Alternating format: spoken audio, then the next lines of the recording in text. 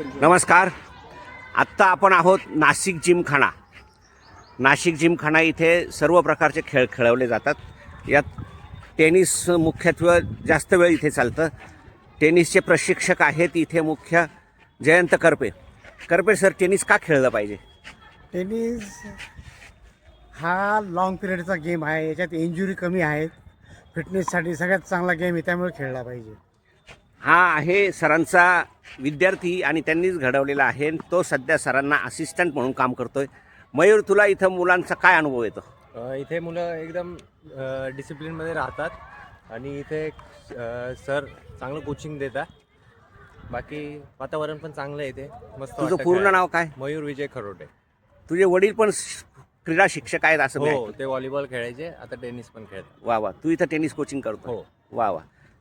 आपल्याकडे आहेत सरांचा आणखी एक विद्यार्थी. काय नाव तुझं? माझं नाव अंकित अशोकराव ताले. मी बेसिकली इथं लॉन टेनिस शिकत आहे. अच्छा. मागील 6 वर्ष झाले. माझी लहानपणापासून फार इच्छा होती, तर सरांनी माझी ती इच्छा कंप्लीट केली. मी इथं म्हणजे त्यांच्या अंडर मी खूप चांगला टेनिस खेळू शकतो. आता तू टेनिस खेळायला आला त्यावेळी तुझं वजन किती होतं?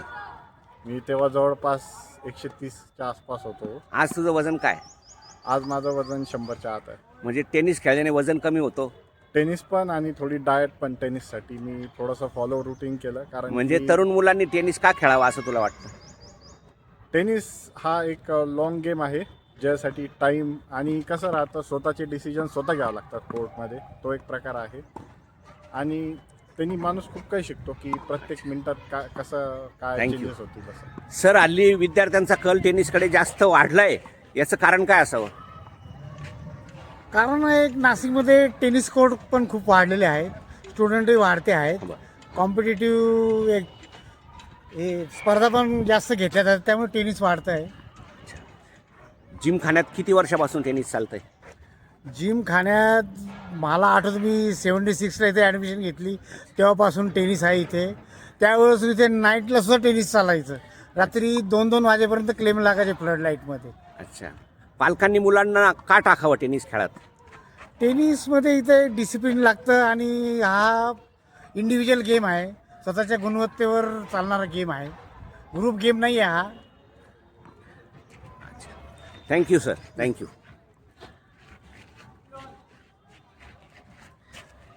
आपण बघतोय का इथे सध्या मयूर हा सराव घेतोय एका विद्यार्थ्याचा आणि अशा प्रकारे इथे प्रॅक्टिस चालते.